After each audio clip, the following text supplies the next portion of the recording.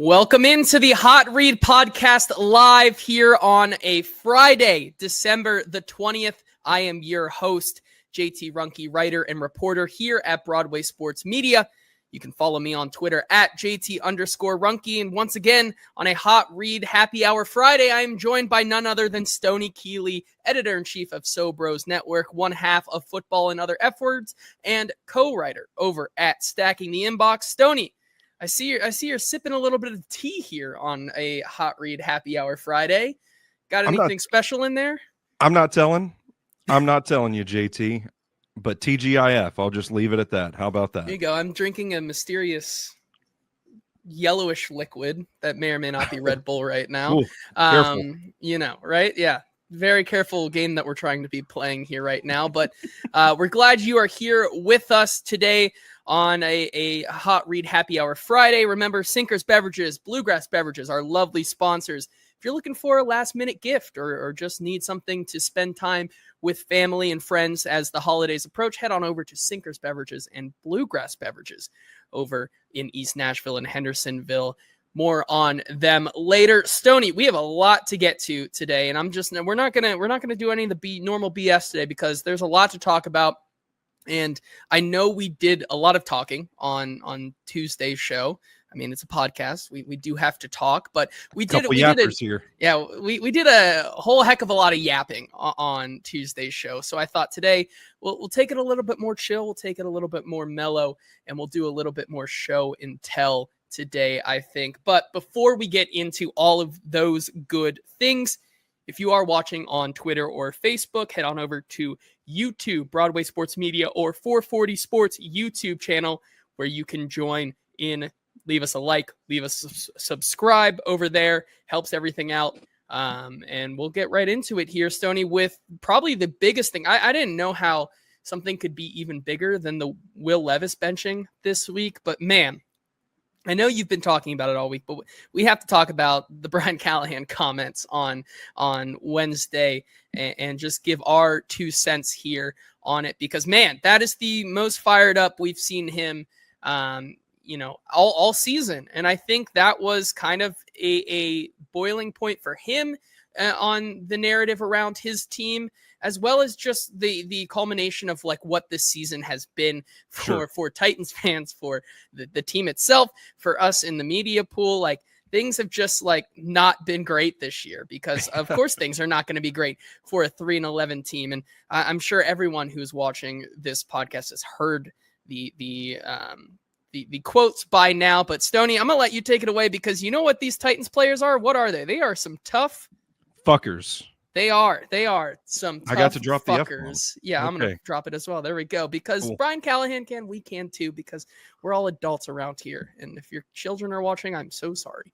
But I think it does bring up an interesting point, because the talk around this team being soft or being checked out or anything, for me, I don't think can be farther from the truth. And so, I wanted to just kind of come on here and talk about my comments in my opinion of this Brian Callahan quote and where I see the team right now.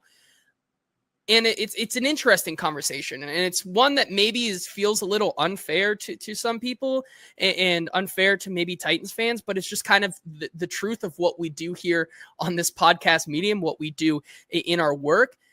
In the comments that I had on my reply here, first of all, this is what I said about the Brian Callahan comments. I said, this is what I believe Brian Callahan to be in the meeting rooms, locker room, and on the practice field. Just because the Titans 3-11 record and not seeing these things doesn't mean you shouldn't believe that he's more than equipped to build a culture and lead. And I got so many responses on this being like, how do you know this? How do you know this? Like, people were trying to source me. And I was like, bro, I'm there. Like, I'm there twice a week. Like, and it's the unfortunate thing, right? Because we have the privileged opportunity to see these things that a lot of fans don't. And I understand that people want to err on the side of caution with a lot of these things, right? With what Brian Callahan, kind of a lot of people were saying, oh, he's just up there to say that and whatnot. But when you are seeing this team still give 110% every single week, you still see the frustration from guys in the locker room after another crushing loss or another blowout loss.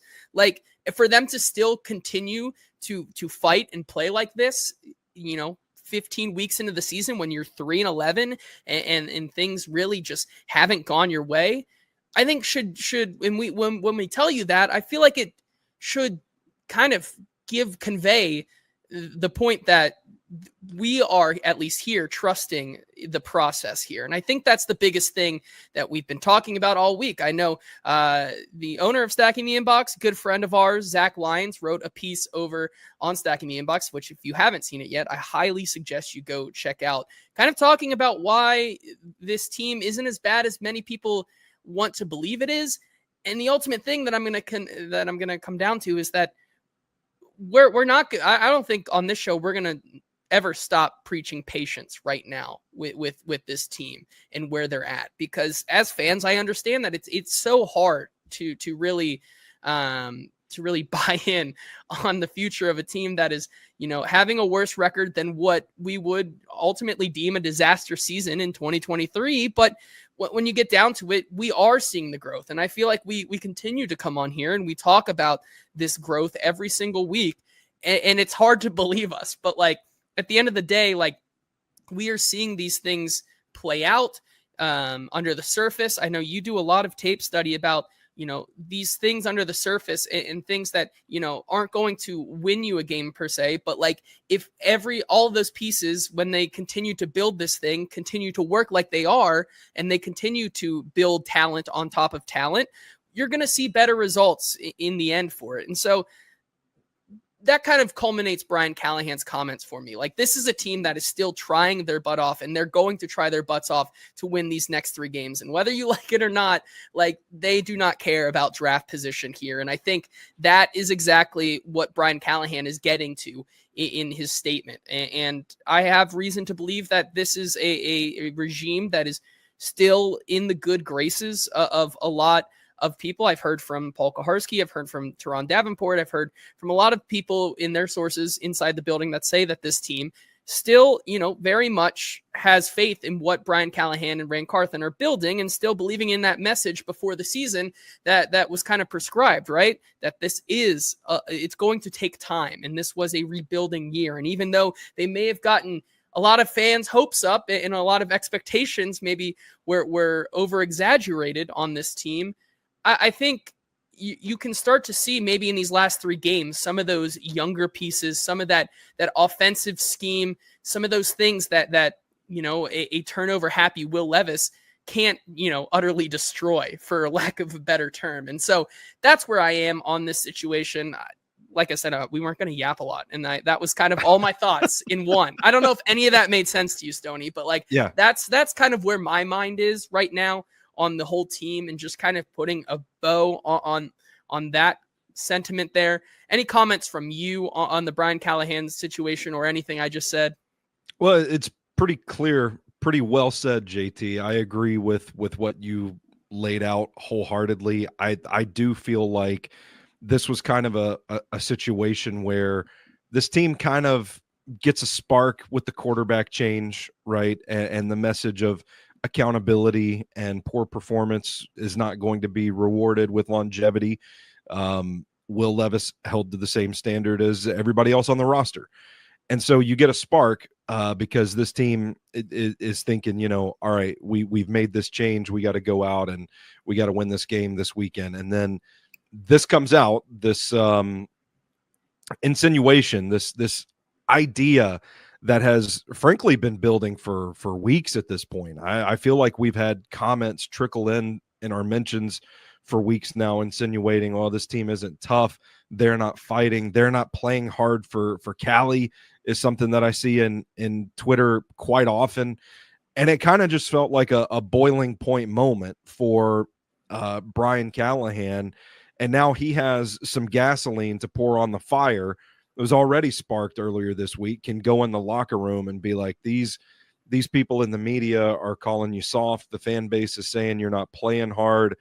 That's like some grade A bulletin board stuff. Now, I don't know, how that operates in the NFL. There are some people that say, well, if you can't get up to play in the NFL, something wrong with you, kind of deal. So I don't know how the bulletin board stuff goes in the NFL, but it kind of feels like a situation where if this team kind of takes on the identity of its head coach, it's going to be a little fiery this week. And Zach and I went through on Football and Other F Words this week, and we looked at this entire offseason cycle of acquired players. I almost said this. I'm not going to say it. I'm not going to have any drinking yet. But we went through the draft picks. We went through the free agent signings and the depth signings even. And this offseason looked pretty damn good from Rand Carthon and Chad Brinker and company. You look at the tape, and they are improving in several different facets of the game. I think they have some building block pieces in J.C. Latham, Tavondre Sweat, Jarvis Brownlee Jr., for instance. I think guys are being schemed open. I think wide receivers are separating. I think the offensive line is getting better. I think Tavondre Sweat and Jeffrey Simmons next to one another are becoming quite the formidable interior defensive line duo. And we're going to get a glimpse at some of the younger players on defense throughout the remaining 3 games. To say like the team is soft, to say that they're not playing hard, is to undermine all of that progress that I just mentioned, all these other areas where the team is getting better. And frankly, it kind of feels to me like focusing on the negative a little more than seeing the positive. But I think that is something that this team can turn into motivation. And I'm expecting a pretty fired up squad on Sunday. So that's all I would add without trying to word vomit too much. There's no question that emotional motivation has really affected this team. You just have to go back and you have to look at the New England win and what Callahan felt after that one. You can go back and you can look at what the Houston win meant to this team and to upper management and the ownership, right? And so if you ask me about, this team going into Sunday after all that, build up there, and now you come in with a quarterback like Mason Rudolph, who, once again, as we talked about a whole heck of a lot on Tuesday, is a lot more manageable, and as much as it's going to be a boring dink and dunk offense, is not going to turn the ball over as much. You're going to have a good shot to win this game against a team who is almost as bad as you, or almost as reeling as you, I should say. I know they're still, I think, in the hunt. They might have been eliminated last week. I'm not sure, where I haven't been keeping up with my AFC South rankings, because this team has just been absolutely bonkers, and there's always something to be talking about. But I think they're still technically alive for a wild card, but Houston's maybe Houston, the AFC South. Maybe that was it. Houston did wrap up the division there. However, this is a team that I would not be shocked to see go into Indianapolis this week and kind of get back to some of that football that we saw them playing, earlier in the season, from maybe, like say the Miami game or some of those other games before that, like the Chicago game or the Jets game, where the defense was really stout. And if you don't have those turnovers in the first 2 games, you're winning those games. And, I think that's a kind of a performance, I think, this week that is in store for them. Man, I think even last week they were playing pretty well until the turnover started, and they kind of imploded from the quarterback position, and it compounded the other issues and really took the wind out of their sails. And I feel like that is like the latest of at least 5 games where poor quarterback play has directly impacted the result, the outcome of the game. So I think you could even look at last week's game and wonder, man, if they don't have those turnovers, how does that game go? You lose by 10 points, and Will Levis gives up 24 on turnovers alone. Like that is just not acceptable, and that kills you. And so now, with that taken out of the equation, I wonder how well this team can operate. It's going to piss a lot of people off when this team, maybe you look at what they have to do. They go to Indianapolis, they go to Jacksonville, and they go to Houston to play a team that has locked everything up. I'm sure that they will have a little bit of motivation to play against the Titans. However, if they have their division locked up, I would not be surprised if we don't see a lot of, CJ Stroud in that game. There's a legitimate chance that this team finishes the year, on a 3-game win streak. They go into the offseason 6-11, And there's proof of concept that this team, without the detrimental quarterback play, can really look to compete in the year and kind of give maybe Titans fans, I know it's not going to help anything, but maybe a little bit of a bump into saying, maybe for all the turmoil that we've gone through this season, maybe there is still light at the end of the tunnel, that this team is still on its way to rebuilding here. And that's ultimately starts with Mason Rudolph playing better than Will Levis this week and beyond, if he does indeed continue to start here. We got to talk to the offensive coordinator today, Nick Holtz, about all the things. This is the first time he has had availability since the change happened. And I have a couple of clips here as we get into more of the show and tell portion of today's show, talking about, what really went into the decision here for the Titans and why they made the change. Here's Nick Holtz on ultimately the decision to move on from Will Levis. I totally get into the comparison right now of one or the other, but right now we just we sat down as a staff, sat down as a group, and really thought that Mason just gave us kind of the best chance to win and stay efficient and play mistake-free football, and so that's kind of where we headed. Brian said yesterday something. The biggest two things in there for me was play efficient and play mistake-free football. That's the biggest thing that Will Levis currently doesn't really offer you. And we heard from Brian Callahan yesterday on a little bit more of what went into that decision. And we got notes of, kind of just being able to run the offense more efficiently, kind of be able to control the pace of play. And that's something I asked Nick Holtz about and tried to, as we always do in the media on Thursdays, is try to get that hashtag Nick Holtz overshare. He came today prepared, media trained and prepared, I will say, on a couple of these questions. But I do think what he says at the beginning is not entirely just, media jargon or coach speak, so to say. I kind of asked him basically, you guys keep talking about, efficiently, and we get the turnovers mistake free, but, time on task for Rudolph. What exactly does that look like? And why does that matter, when moving on to Rudolph? Essentially, what does Rudolph do better to create that efficiency and time on task that Will Levis currently is not doing? And so here's what he had to say on that. Game and a completions mindset and just kind of getting the ball at the right place and playing on time and some of those things. So yeah, just really kind of a totality of the whole deal of we just felt right now this week gives us the best chance. A completions game, completions is certainly seems to be the motto. And, Will Levis didn't necessarily have the worst completion percentage by anyone, but you can go back and you can look at those games even last year with the Titans and talk about, those completions, how many of those were very close to being turnover worthy throws or things like that. And I think with Mason Rudolph, that definitely gives you a bump here in terms of, when he's completing the ball. It's a lot more efficient. It's a lot safer.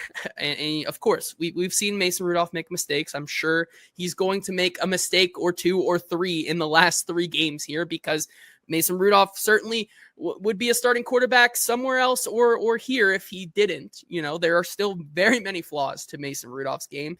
But I will say, he's just able to operate a lot better right now with this offense. Stoney, your thoughts on any of that in Mason Rudolph kind of leading the charge this week against the Indianapolis Colts team? Yeah, from Will Levis' standpoint, I think the on-time throws, and this might not necessarily be what they mean by on-time.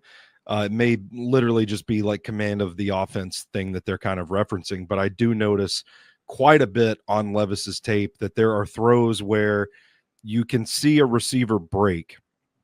And when they break, there is a window of separation, right? I feel like I've talked about this on this show before, but there's a window of separation where it's like, bam, you can press pause on the tape, you can screenshot it, and you can say, hey, right here at this moment, the ball should be getting to the wide receiver.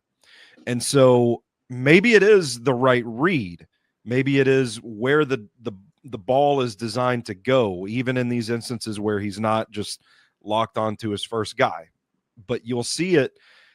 you can pause the tape and you can take that screenshot and see the ball should be getting to the wide receiver this very moment, and the ball is like halfway in the air to the wide receiver.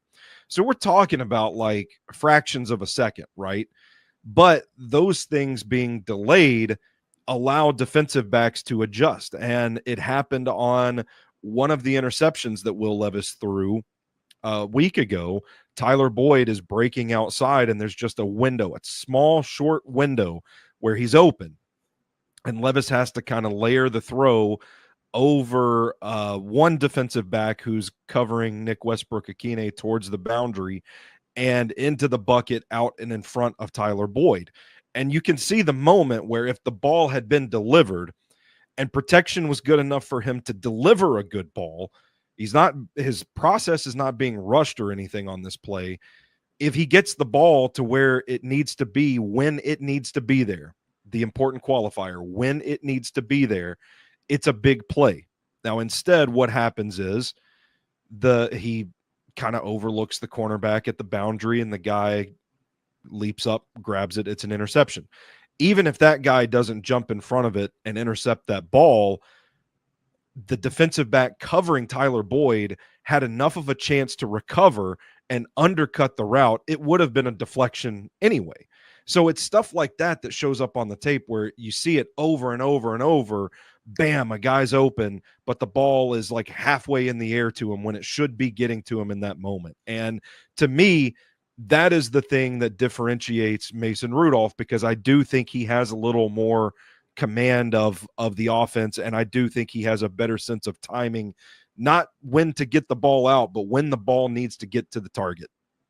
Yeah, I definitely agree with you there, and it's going to be important in these last couple of games to get their number one option, Calvin Ridley, going with Mason Rudolph. And I think that's one of the biggest things that you are going to see in these last couple of games, is that with a guy like Mason Rudolph, we've kind of seen the best of Calvin Ridley in a lot of these games. I think you look at Calvin Ridley's best weeks came in that stretch from week 7 to week 9, where Mason Rudolph was quarterbacking this team. And so we asked Nick Holtz, especially today, the last time that Calvin Ridley went up against the Indianapolis Colts this season, he didn't catch a single ball. He went 0 for 8 on his targets. And that was the game where, he comes off the field and he's cursing up a storm after that game and saying, you got to get the ball to me earlier. And that kind of sparked the Calvin Ridley run that he went on for those next couple of weeks. And so we asked Nick Holtz how important it is to get him going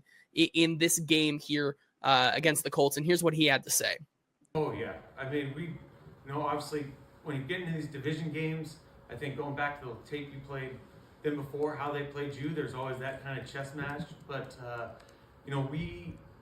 going back to that 8 targets, no catches, or whatever it was, whatever that number was, look back, there was mistakes everywhere why you didn't get catches. Some were Calvin, some were quarterback driven, some were just location, some were protection.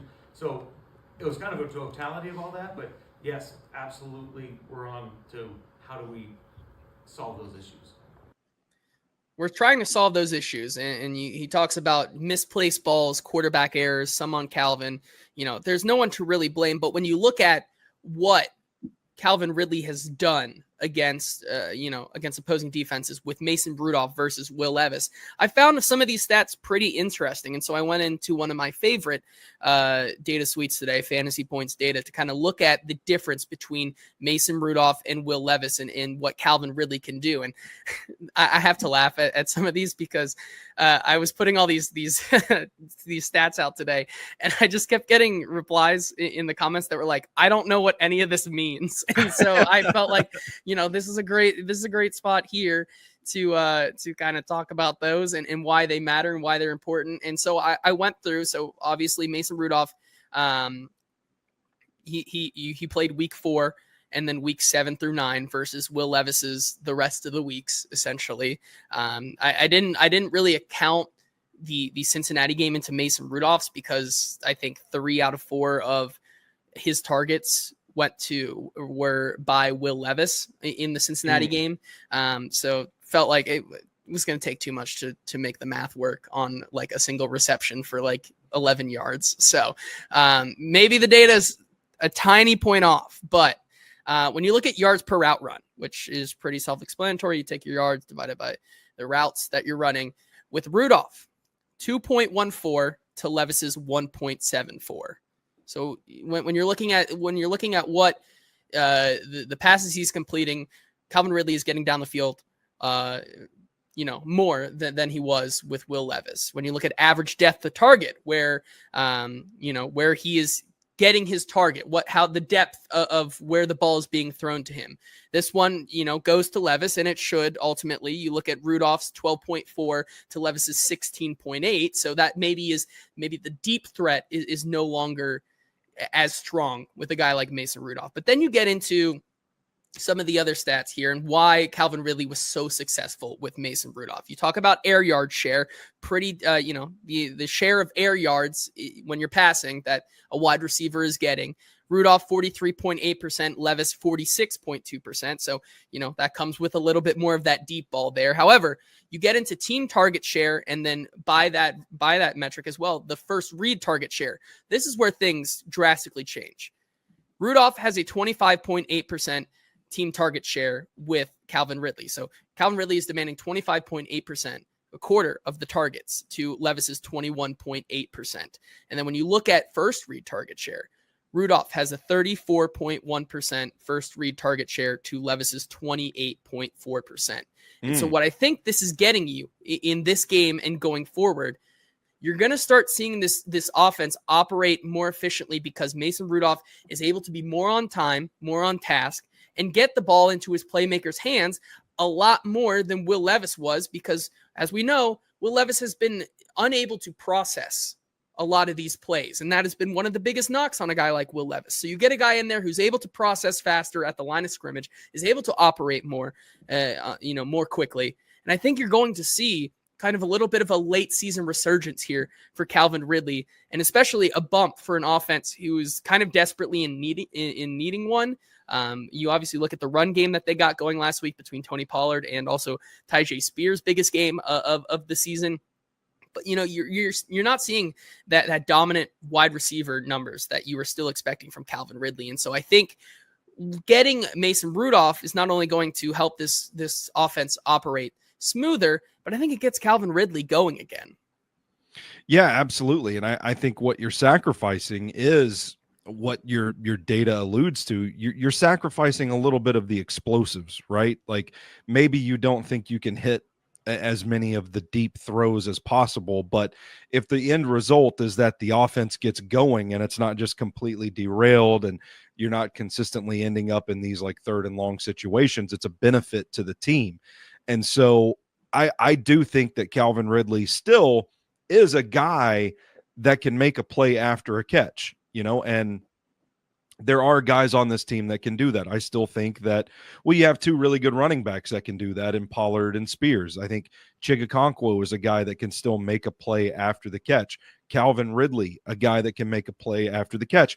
Nick Westbrook-Akine can make a play after the catch. So in that regard, you kind of think, okay, maybe the onus is on the targets, the pass catchers, to generate a few more explosives than it is the quarterback. And I think that is something, if you look at it from that perspective, they're capable of doing. So it makes the decision all the more logical. And I think when you look at a guy like Calvin Ridley and his production, what he did with Rudolph, what he did in this situation before, it's reasonable to think that he could see a little boost too.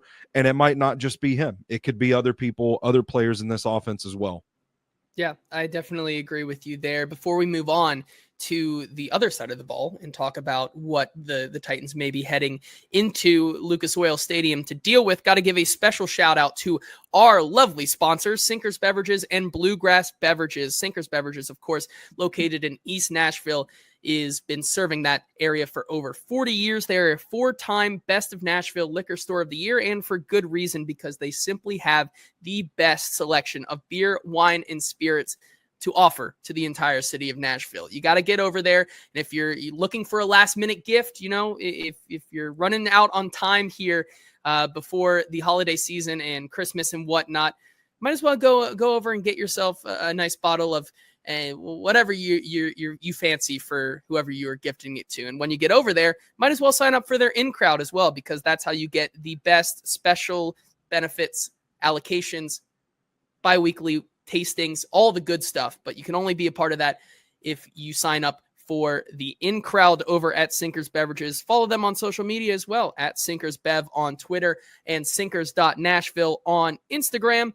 And if you can't make it out there, need some stuff for a holiday party or two this upcoming weekend and week, they got you covered. Simply search Sinkers on Uber Eats and they deliver the booze to you. They drive so you can drink responsibly. Have to give a shout out to Bluegrass Beverages in Hendersonville as well, who have been serving that area for over 50 years. That's 90 years of serving the local community.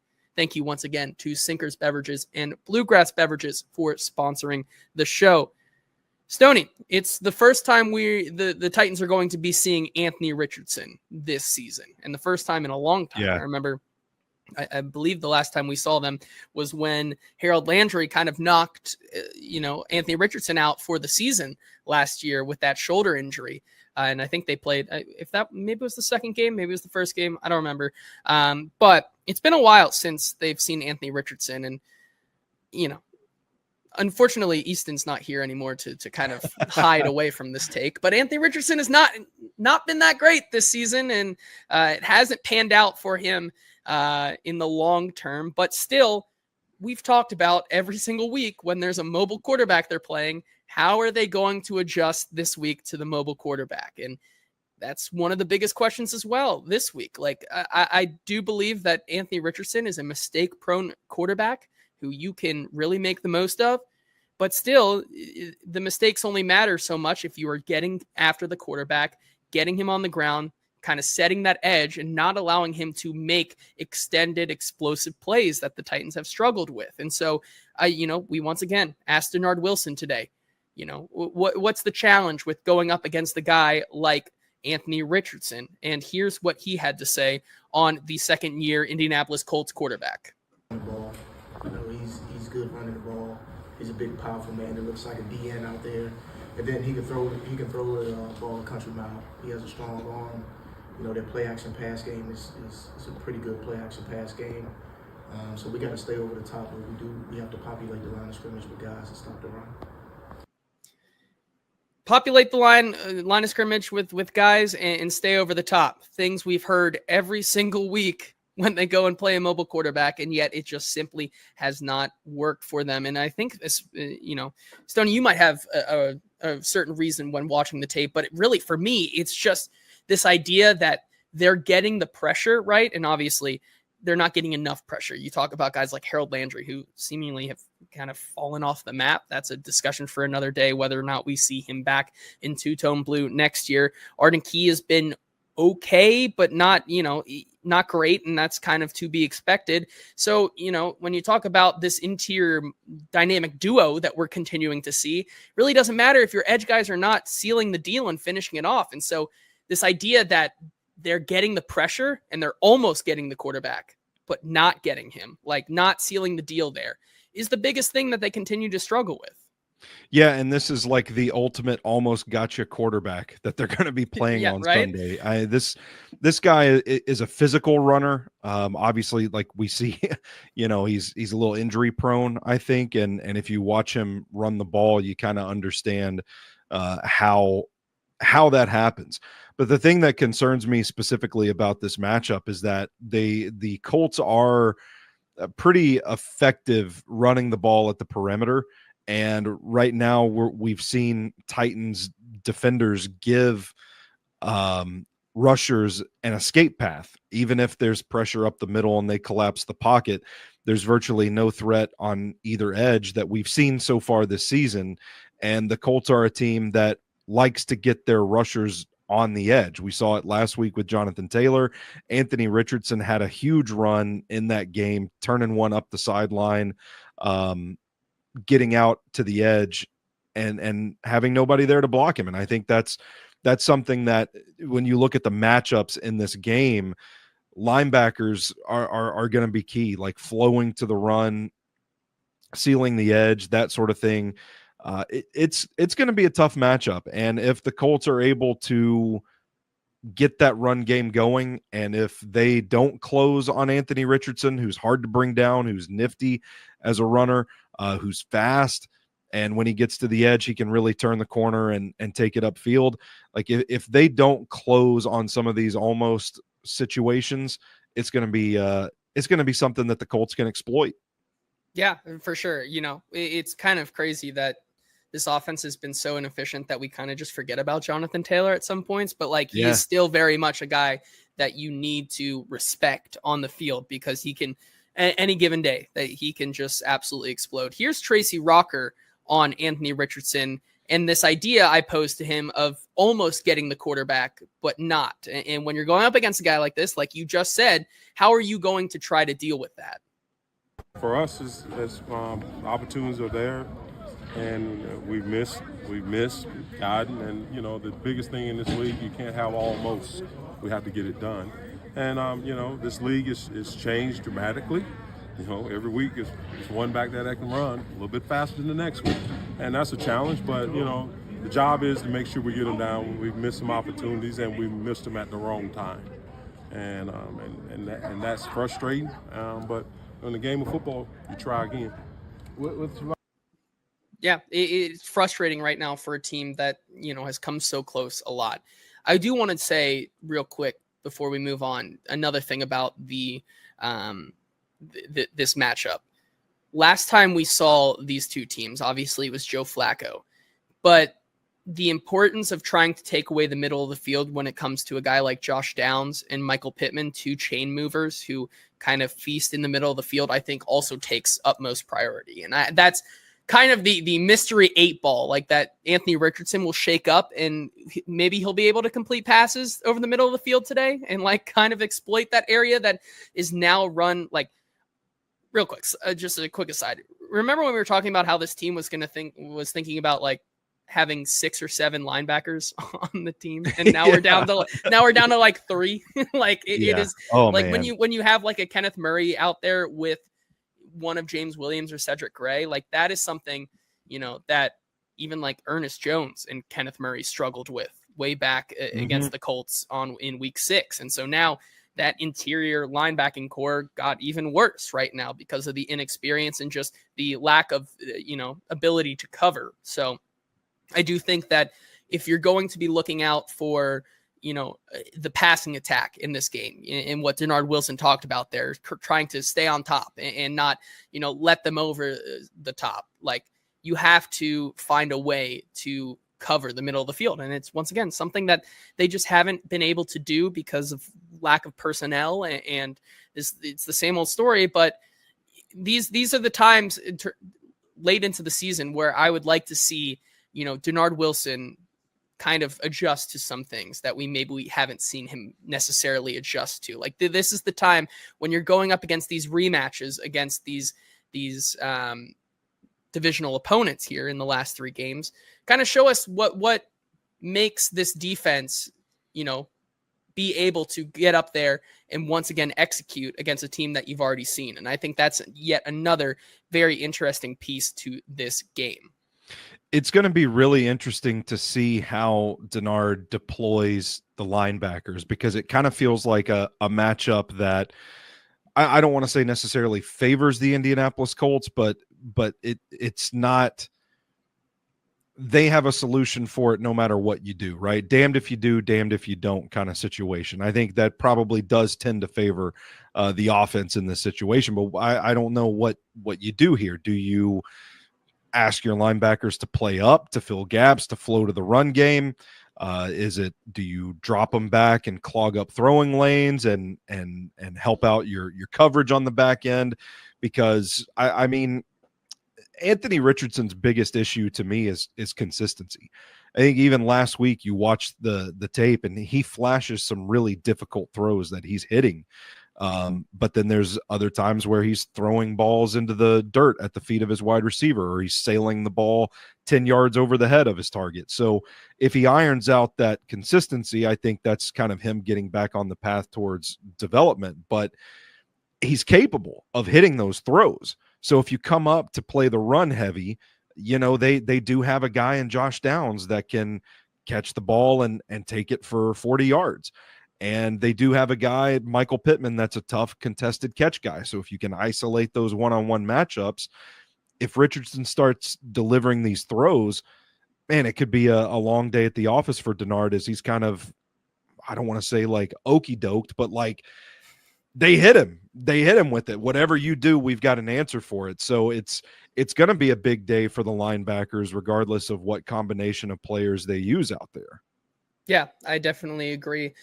Let's give a little bit of a shout out to the offensive line, who has played a lot better over the past couple of weeks, even despite maybe JC Latham taking that rookie dip and kind of, I'm not going to say, for lack of a better term, like plateauing, flatlining a little bit, like on that rookie plateau there in his first year. But by and large, this team has kind of figured some things out, and we'll see if that can continue under a new quarterback. We asked Bill Callahan today, or at least I forget who was asking him, but at least someone tried to start asking Bill, what is the offensive line? You know, how does that affect a quarterback change? How does that affect the offensive line? And Bill just like would not let him finish. He's like, it doesn't. Stop. Like he was like, it doesn't. We go out there and we block for whoever's behind us. It does not matter.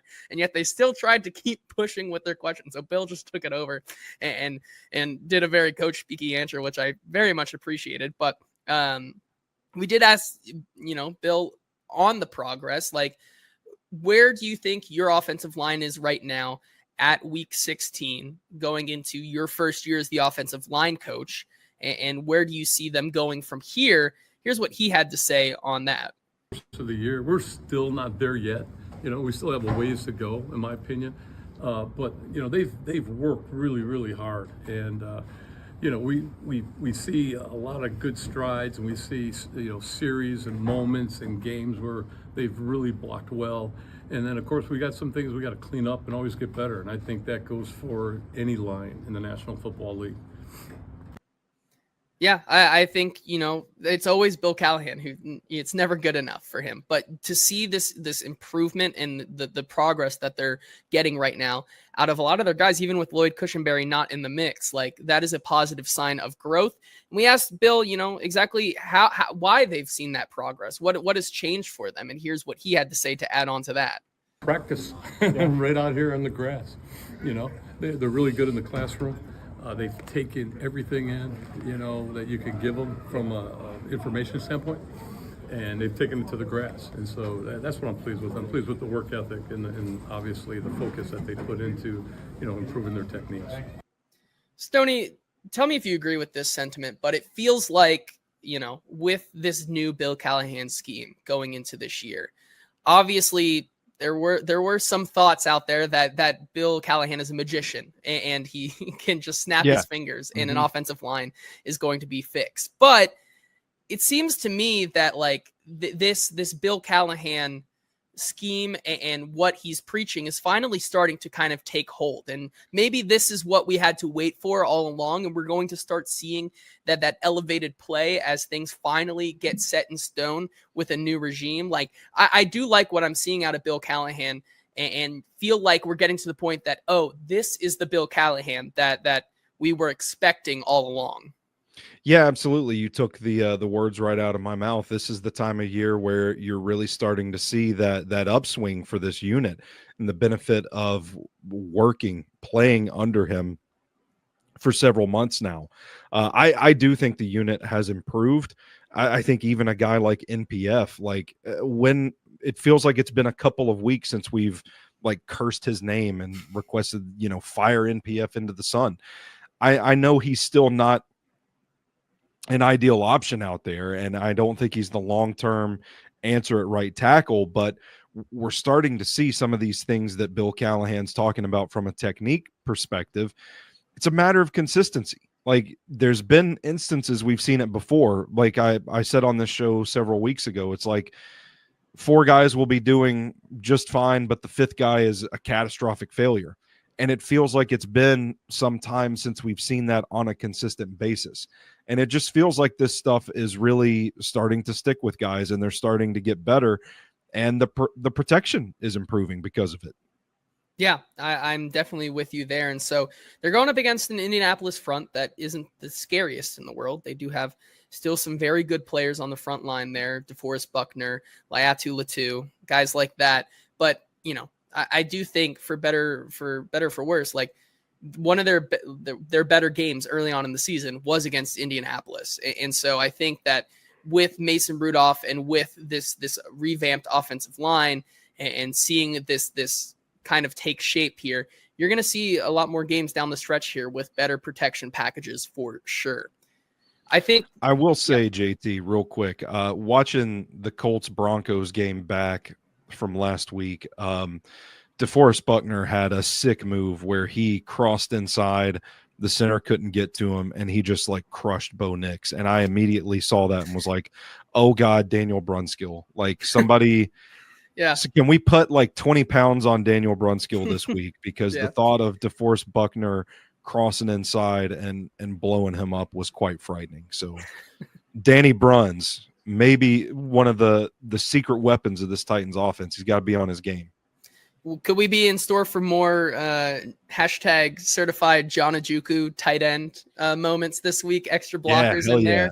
I think that's something we saw last week for sure. Maybe that can help out again this week. Final thing I want to talk about before we get out of here on a Hot Read Happy Hour Friday. We got to give love to T'Vondre Sweat. I know you mentioned him a little bit earlier, but I know we didn't talk about his angry run on Tuesday. I'm glad we're talking about it today because T'Vondre Sweat got his angry run scepter earlier today. Look at this thing. And that's awesome. You know, I was able to be in there yesterday when he got it, and you know, he wouldn't let us touch it. Unfortunately, I really wanted to touch the angry run scepter. But even Kyle Brandt took my quote tweet here and said, even in the hands of T'Vondre Sweat, it looks like a chopstick, and it really does. I mean, this thing, no shade to Good Morning Football or anybody over at NFL Network, but like this scepter is like on par with like one of those wands that you would get from Great Wolf Lodge when you like like that, like you're buying like an overpriced Great Wolf Lodge wand. That's exactly like kind of what it was. But nonetheless, like, it was cool for him to get that. And, you know, I think another interesting thing that we saw today, earlier today is, you know, the revelation of a stat yesterday that T'Vondre Sweat is played the most defensive snaps by any rookie defensive lineman this season. T'Vondre Sweat leads all of them with 552 defensive snaps. In second, Braden Fisk with 517. And then you look at the three guys, I guess I should say, that went before him in the draft. And, you know, once we were talking about, oh, why would you waste a pick, the 38th pick on him? Well, the guys that went before him, Laiatu Latu has played 500 snaps. Johnny Newton has played 381 snaps, and Byron Murphy has played 364 snaps. Just have to point it out because round of applause for us. Like this has been a long time coming, seeing the fruits of our labor at the Senior Bowl and Combine come to fruition, and seeing him play at the level that we knew he could play at, especially in a game like this. It's been cool to see him kind of come into his own. And you know, I do want to play a certain clip here from Tracy Rocker when we asked his defensive tackle coach about those things and T'Vondre Sweat's growth this season. And I think he had a really interesting answer that I want to dive in on. But first, Stoney, any thoughts on the angry run scepter and T'Vondre Sweat being the new holder? Well, I just want to say that it's almost as if T'Vondre Sweat was a good pick, and you had a group of people in this market, in this space, telling you it's a good pick for the last 8 months. Now, whether or not you decided to listen, that's on you. But I wish I could say I was surprised by this, but I kind of saw it coming with T'Vondre Sweat. I think a lot of us did around here, but nevertheless, let's hear what Tracy Rocker had to say about T'Vondre Sweat. Probably he doesn't feel like a rookie, and he gets upset about the word, but I tell him it's good to be a rookie. I mean, a lot of people don't get to be called a rookie. So, I mean, be fortunate to be called one and take advantage of it. But as far as his growth, I think he's probably he's upset because he's mature, he's growing, and he has 98 next to him. So he wants to feel like I'm not a rookie anymore. Well, it's part of the process. We always call rookies, and it's just part of it, and that's what comes with it. He's not the first one to feel like that, but other than that, he takes it with a grain of salt, and everybody just pokes fun at it.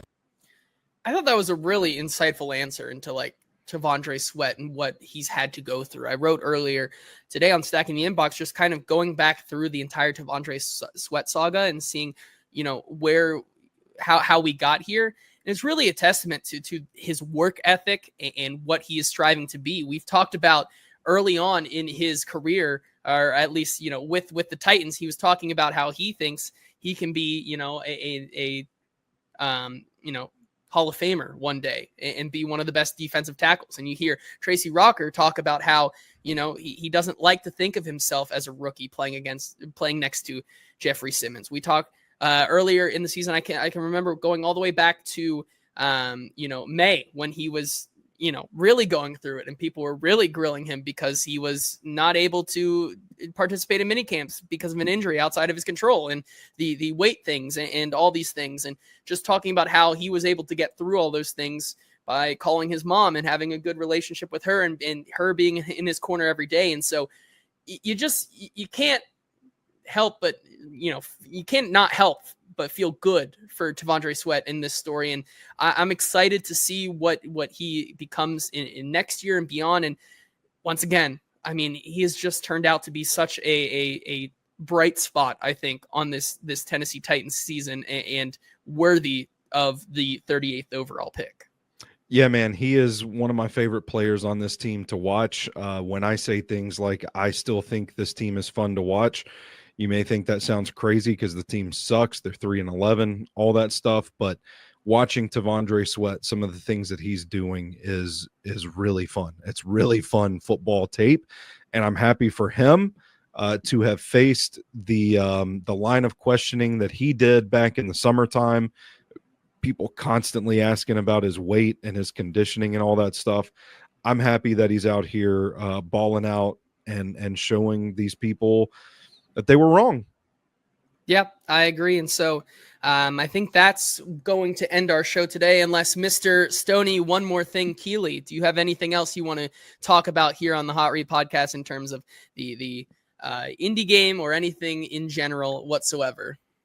Just thought it was funny that Indianapolis threw a screen to Michael Pittman against the Denver Broncos, because Michael Pittman is not like the jukey make you miss kind of guy. It's like, we got to get Michael Pittman in space, get him yak receiver. He's going to be the spark to get this thing going. I watched that play and was like, the fuck are y'all thinking? Like this, it was, of course, it was blown up immediately as soon as he caught the ball. I just thought that was a fun little nugget. Final question. Do we see A.D. Mitchell try another flea flicker this week? I hope so. I desperately hope so. Well, it may, will he or will he not? Time will only tell, because that's going to do it for the podcast today. Thank you once again to Sinkers Beverages and Bluegrass Beverages for sponsoring the show, as always. And until next week at some time, because I know next Tuesday is Christmas Eve, we'll have to figure out our arrangements. We are sure to get you at least one show next week, if not two, normally scheduled shows. But until then, this has been the Hot Read Podcast. Enjoy the game this weekend. Enjoy your time with family, and we will see you next week.